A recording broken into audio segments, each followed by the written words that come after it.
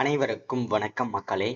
இந்த ஒரு வீடியோவில் நம்ம எதை பற்றி பார்க்க போகிறோம் அப்படின்னா, எல்லாருமே ஃபோட்டோலே தம்ப்நெயிலே டைட்டில்லே பார்த்துருப்பீங்க மக்களே.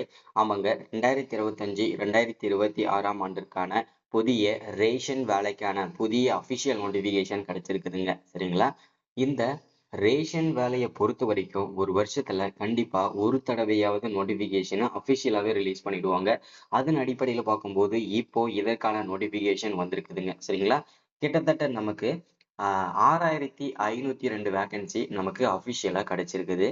இந்த 6500 வேகன்சியுமே ஒவ்வொரு மாவட்ட வாரியா எவ்வளவு வேகன்சி வந்திருக்குது, அந்த ஒவ்வொரு வேகன்சியுமே வந்து பார்த்தீங்கன்னாக்க எந்தெந்த மாவட்டத்துக்கு எவ்வளோ வேகன்சி, சரிங்களா? அது தெளிவா பார்க்க போறோம்.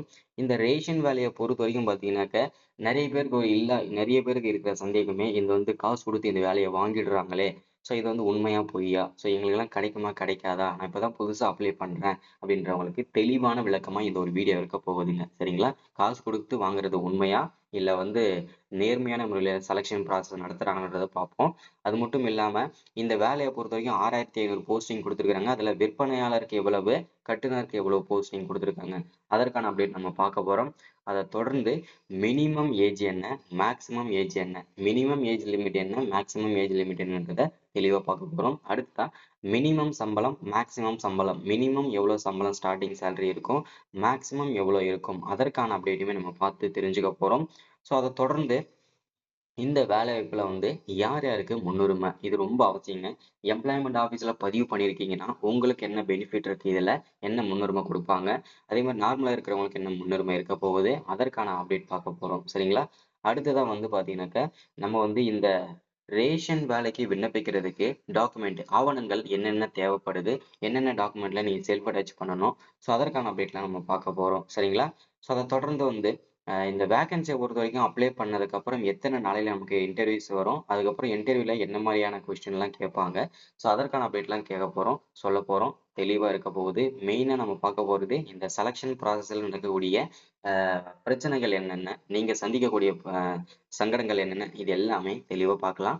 இது எல்லாமே நம்ம பார்த்து தெரிஞ்சுக்கிறதுக்கு முன்னாடி நமது கவர்மெண்ட் ஜாப் டெய்லி அப்டேட் சேனலுக்கு இப்பதான் நீங்க ஃபர்ஸ்ட் டைமா முதல் முறையா நமது சேனலை பார்க்குறீங்க, நமது வீடியோவை பார்க்குறீங்க அப்படின்னா மறக்காம சப்ஸ்கிரைப் பண்ணிட்டு பக்கத்துல இருக்கிற பெல் பட்டனை கிளிக் பண்ணி ஆல்ன்ற ஆப்ஷன்ல போட்டு வச்சுக்கோங்க.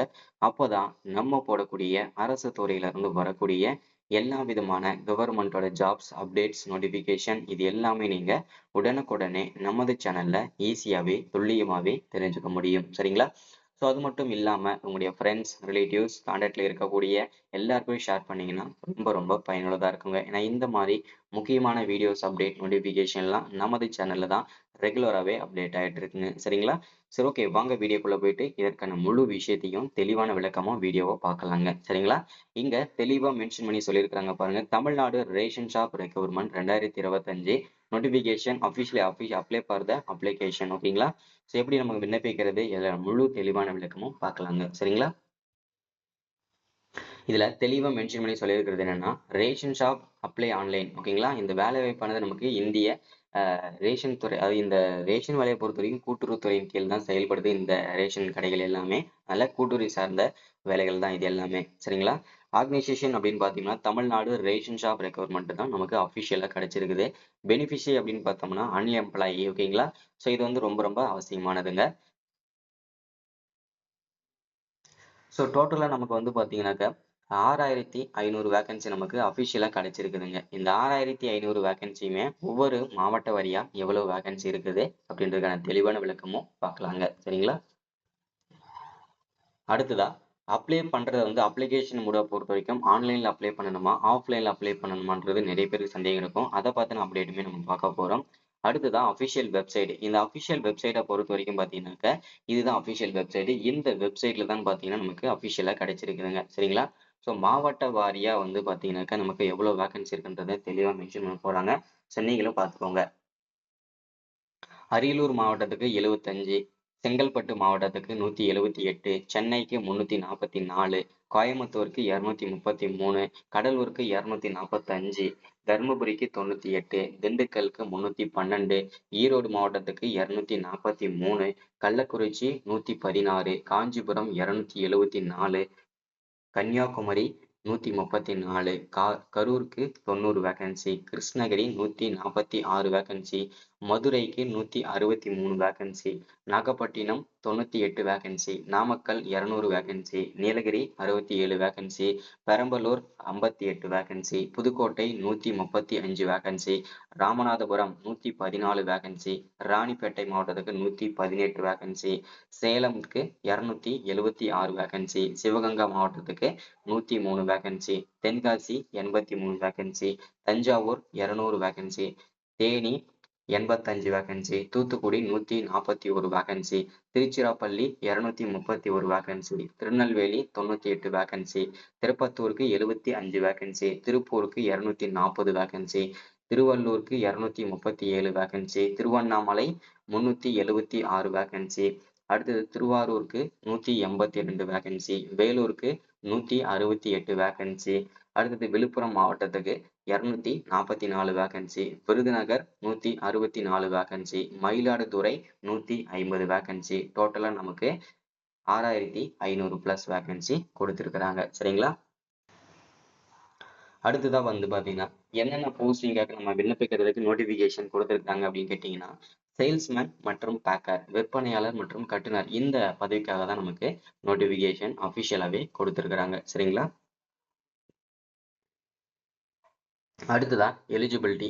ஸோ இந்த ரேஷன் வேலைக்கு நீங்க விண்ணப்பிக்கணும் அப்படின்னா எலிஜிபிலிட்டியை பொறுத்த வரைக்கும் நீங்க சேல்ஸ்மேனுக்கு விண்ணப்பிக்கிறீங்க அப்படின்னா மினிமம் 12ஆம் வகுப்பு படிச்சு பாஸ் பண்ணியிருக்கணும் அப்படின்னு சொல்லியிருக்கிறாங்க. ஒருவேளை நீங்க பேக்கருக்கு விண்ணப்பிக்கிறீங்க அப்படின்னா நீங்க 10ஆம் வகுப்பு படிச்சு பாஸ் பண்ணியிருக்கீங்க பண்ணியிருந்தாவே போதுமானதுன்னு சொல்லியிருக்கிறாங்க. சரிங்களா? ஸோ இதுல 12ஆம் வகுப்பு, அதாவது நீங்க வந்து எந்த போஸ்டிங்கை சூஸ் பண்ணா உங்களுக்கு பெஸ்ட்டா இருக்கும் அப்படின்னு கேட்டீங்கன்னா, எனக்கு ஒரு அரசு வேலை கிடைச்சா போதும் அப்படின்றவங்களுக்கு கண்டிப்பா நீங்க பேக்கர் பதவியை சூஸ் பண்ணுங்க. அதே மாதிரி நீங்க நீங்க இருக்கிற மாவட்டம் தான் சூஸ் பண்ணணும் விண்ணப்பிக்கணும் அப்படின்னு கிடையாது. எந்த மாவட்டத்துக்கு வேணும்னாலும் நீங்க விண்ணப்பிச்சுக்கலாம். அதுவும் 38 மாவட்டத்துல ஏதாவது ஒரு மாவட்டம் மட்டும் தான் நீங்க விண்ணப்பிக்க முடியும். சரிங்களா? ஸோ அதை வந்து நீங்க பார்த்துக்கோங்க. அடுத்ததா வந்து இந்த செலக்ஷன் ப்ராசஸ்ல நிறைய பேருக்கு சந்தேகம் இருக்கு இல்லையா? இந்த செலக்ஷன் ப்ராசஸை பொறுத்த வரைக்கும் பார்த்தீங்கன்னாக்க முழுக்க முழுக்க வந்து நேர்மையான முறையிலையும் பண்ணல, முழுக்க முழுக்க காசு கொடுத்துட்டும் இந்த வேலையை வாங்கல. சரிங்களா? 50-50 சதவீதம் நடந்துட்டு இருக்கு. இது வரைக்கும் 50% வந்து காசு கொடுத்து இந்த வேலையை வாங்குறதும் உண்மைதான். இதுல மெரிட் லிஸ்ட் போடுறதும் உண்மைதான். சரிங்களா? ஸோ அதை பார்த்துக்கோங்க. அடுத்ததான் வந்து ஏஜ் லிமிட், வயது வரம்பை பொறுத்த வரைக்கும் பார்த்தீங்கன்னா, ஓசி கேண்டிடேட்டா இருக்கீங்கன்னா 18 வயசுல இருந்து 32 வயசு வரைக்கும் நீங்க இருக்கக்கூடிய ஆண்கள் பெண்கள் அனைவருமே விண்ணப்பிச்சுக்கலாம். SC, SCA, ST, MBC, DC, BC, BCM, ex serviceman, PW candidate, இந்த கேண்டிடேட்ல இருக்கக்கூடியவங்க 18 வயசுல இருந்து ஏஜ் லிமிட் இல்லாம அது 45-50 வயசு வரைக்கும் கூட நீங்க விண்ணப்பிச்சுக்கலாங்க. ஒருவேளை நீங்க ஓசி கேண்டிடேட் எக்ஸ் சர்வீஸ்மேனா இருக்கீங்கன்னா 18 வயசுல இருந்து 50 வயசு வரைக்கும் விண்ணப்பிச்சுக்கலாம். ஸோ ஓசி பிடபிள்யூ கேண்டிடேட்ல வரீங்கன்னா நீங்க 42 வயசு வரைக்கும் விண்ணப்பிச்சுக்கலாங்க. ஸோ அடுத்தது அப்ளிகேஷன் ஃபீஸை பொறுத்த வரைக்கும் சேல்ஸ்மேனுக்கு 150 ரூபா ஃபீஸும் பேக்கருக்கு 100 ரூபா ஃபீஸும் சொல்லியிருக்காங்க. இதுல எஸ்சி எஸ்டியா இருந்தீங்கன்னா அந்த ஃபீஸுமே உங்களுக்கு கிடையாது. விண்ணப்பிக்கிறதுக்கு ஃப்ரீயா நீங்க விண்ணப்பிச்சுக்கலாம்.